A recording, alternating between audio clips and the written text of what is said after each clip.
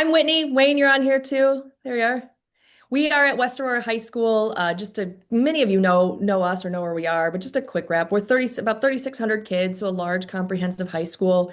We're a K-12 district, but we only have one high school in the district, so multiple middle schools that all feed into one. And I think that does make us a little unique in the sense that there are some things we can do at the high school level pretty rapidly or quickly that other K-12 districts that have multiple high schools, it can be a bit more of a challenge.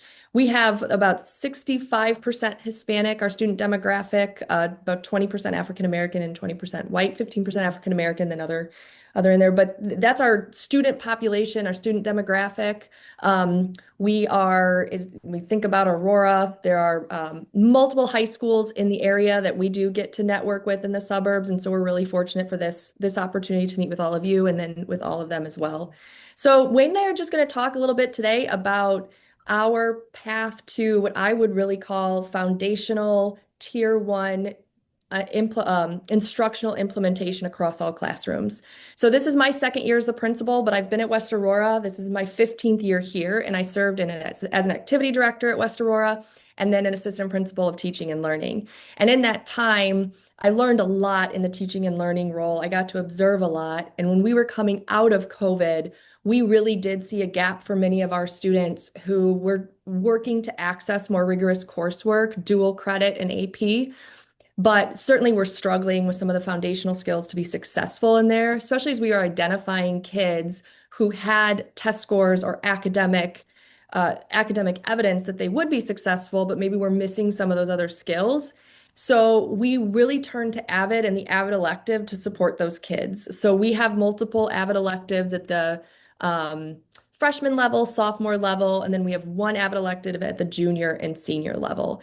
And that was really our intro about 5 years ago to the AVID elective. I attended Summer Institute and my community of practice as a building leader and was really just, I think, educationally a bit transformed around how do we provide a, a strong instructional implementation for all kids so that it isn't that we always need this AVID elective to help our kids go from a regular English course to an honors course. Like we want all kids to be able to do that and access that. But instructionally, we were missing a lot of skills and mindsets for kids to be able to do that. So that's really kind of the context for how we head into this next group of work. Wayne, anything to add there? Um, no, I think as Dr. Martino will kind of talk about, I was relatively new to AVID before I started in this role, and really kind of immersed myself. But you know, my background in the places I've been have always been traditionally schools that have had a lot of first gen college attenders or underrepresented populations, and so I've always felt that connection with kind of AVID and the AVID principles even prior to really understanding AVID on a much deeper level. And so, my background has been in the classroom for a number of years, and just kind of seeing how Whitney's vision has been to kind of fuse together a lot of AVID principles with what she's going to talk about with the skills and mindsets, I feel like has been a really good, like she said, just tier one building instructional tool. Great. So the next slide, Brent, is the instructional tool that we're using, and we're calling this our Blackhawk Ready instructional commitments. And we refer to it as the one pager.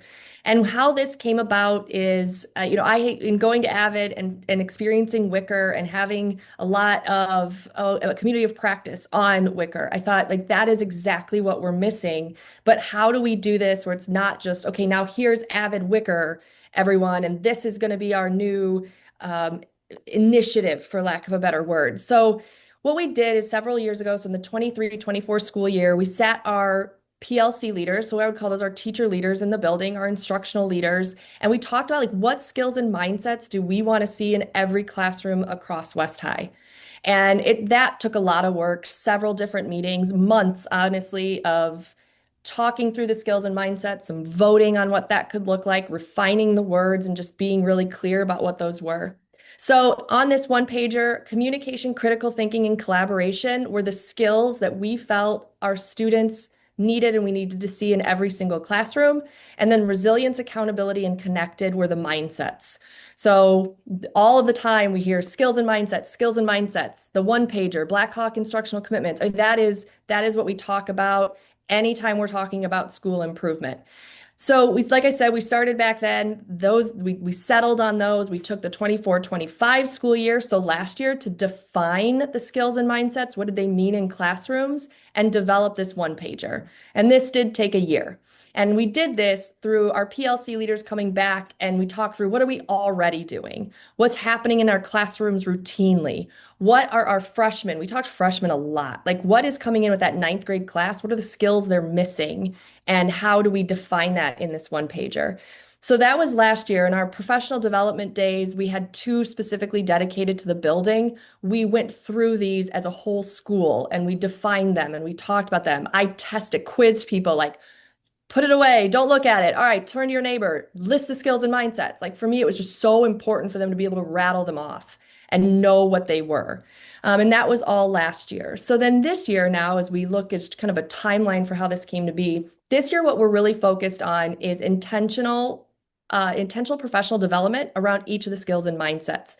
So how we've organized it, just because it worked for our building, is each PLC has, on SIP days, we have 2 school improvement days in the fall and 2 school improvement days in the spring. So our PLCs are joined with other PLCs from around the school. So Algebra 1 might be with physics, and they're together learning about communication. And then we have other PLCs in critical thinking, collaboration, resilient, accountability, and connected. So I called on our instructional coaches, our reading specialists, some of our department administrators, and they are leading this professional development on those school improvement days. And in that time, we're defining it again, and then we're talking about what are students doing in your instruction, and then how are they doing that? So I look at communication in particular, and we might say students are writing. That is communication. Students will write. That's how we're going to communicate. But they're going to do that through the writing process. So then we're teaching the activities of the writing process. So that's what our teachers are getting in that intentional professional development time. That is going to take us, just based on our size of staff, this is going to take us 3 years to get through. So each staff member this year will get 2 different skills or mindsets. They'll get 2 next year and then 2 the following year. And then we can really say after 3 years, our staff has had intentional professional development on every single skill and mindset. And then we are talking about like what activity do we want to see kind of in every class through this. So I mentioned writing process. That's one of them. Focused note taking. That's another one. And we actually land that in accountability, being accountable for your learning.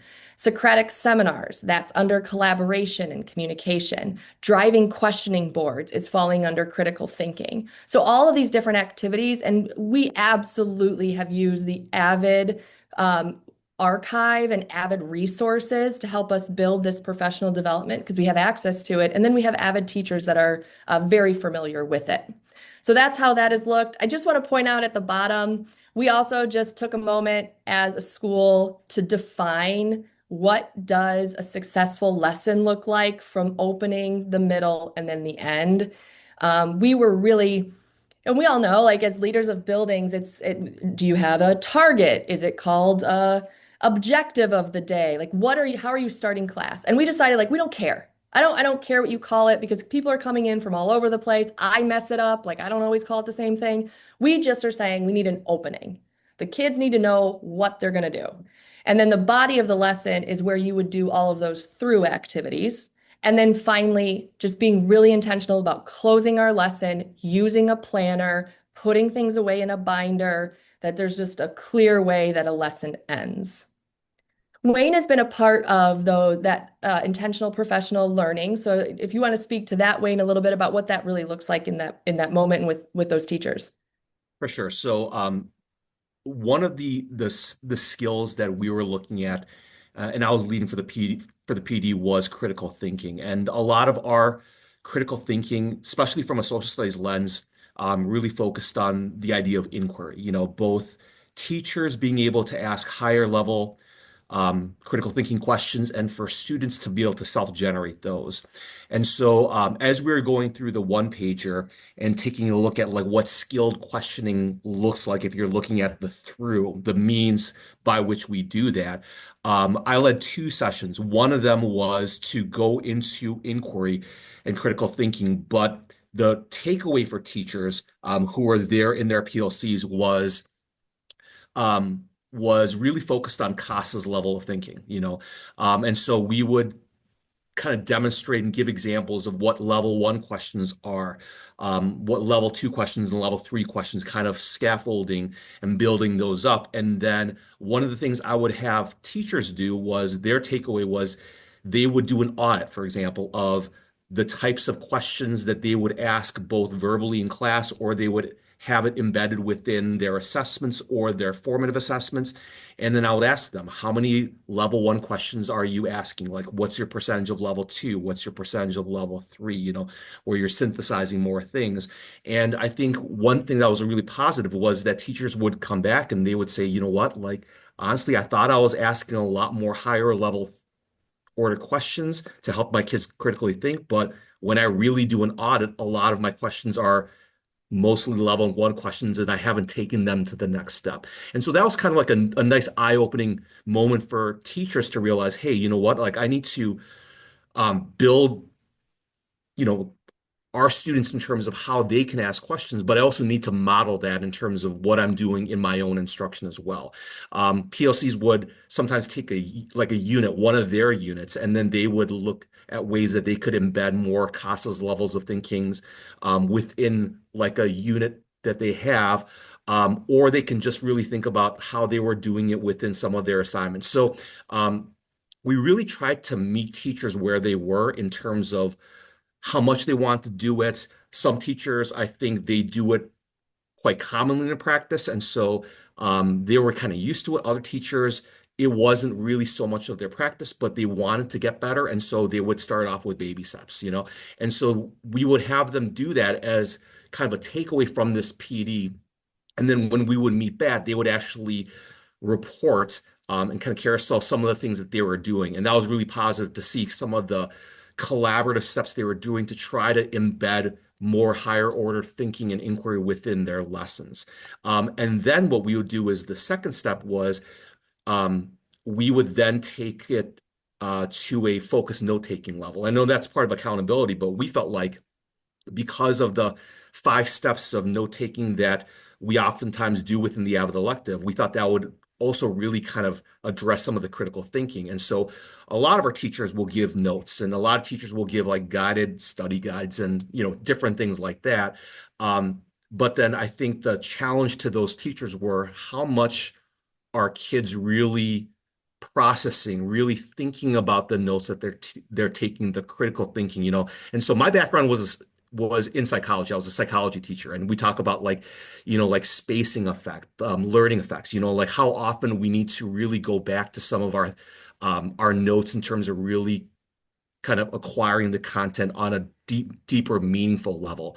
And so I think a lot of our teachers, after going through that, realized that, hey, I do step one, which is taking the notes, but then do I actually then process the notes? Do I connect it? Do I summarize the information?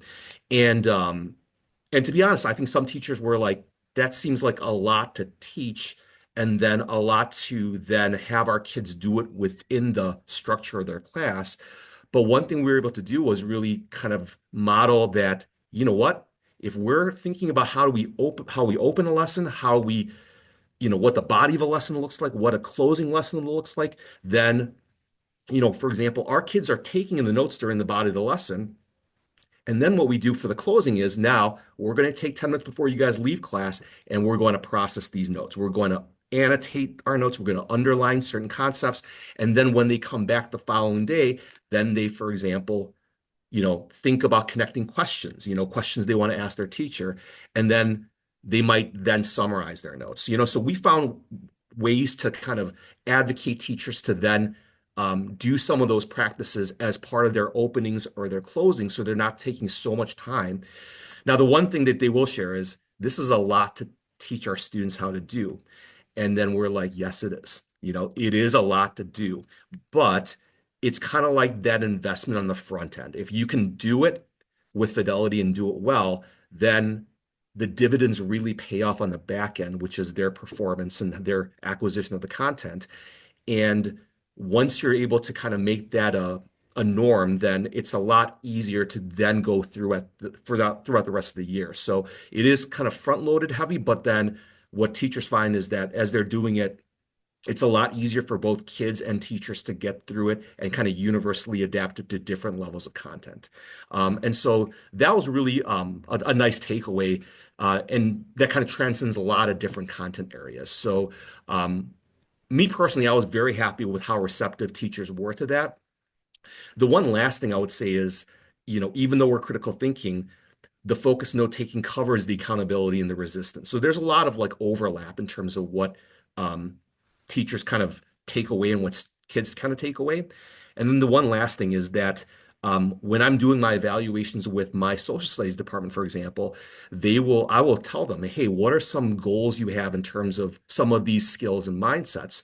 They will share that with me. Like, I want my classroom to be more collaborative as part of the, strands. And then I will give them AVID material, AVID resources that will help enhance their collaboration. So that's why I said earlier, the fusing of skills and mindsets with some of the AVID resources that we find through like my AVID, it really does pair well together and really brings some results to fruition. Thanks, Wayne.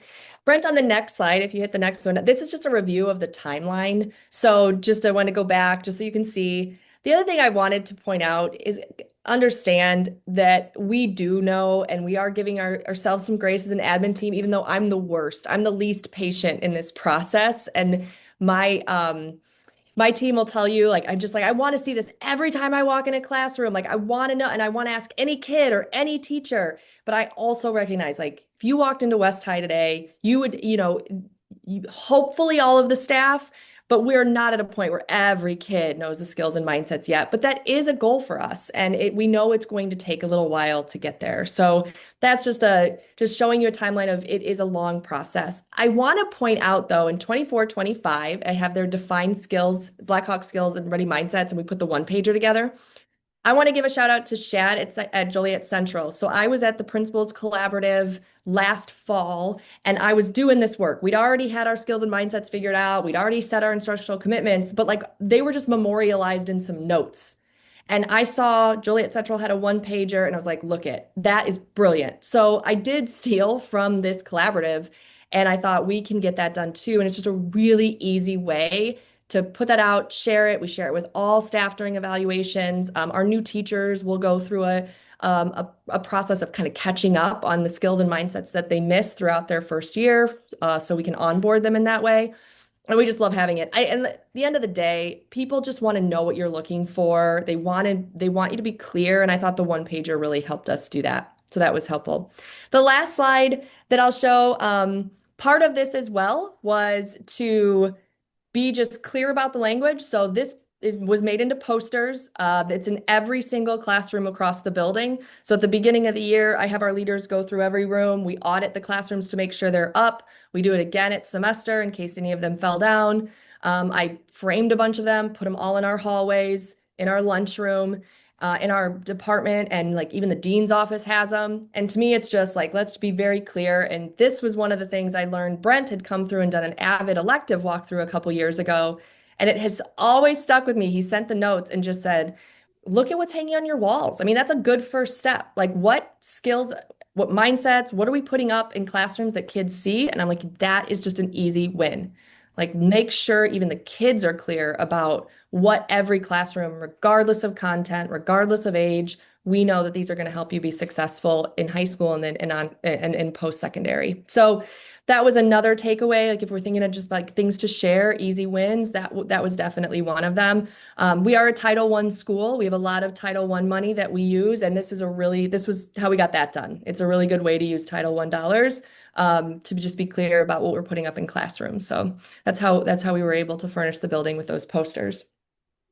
I'm going to stop there, Brett, if that's okay, and then answer any questions that we might have, and I might think of some other things that we can kind of fill in gaps.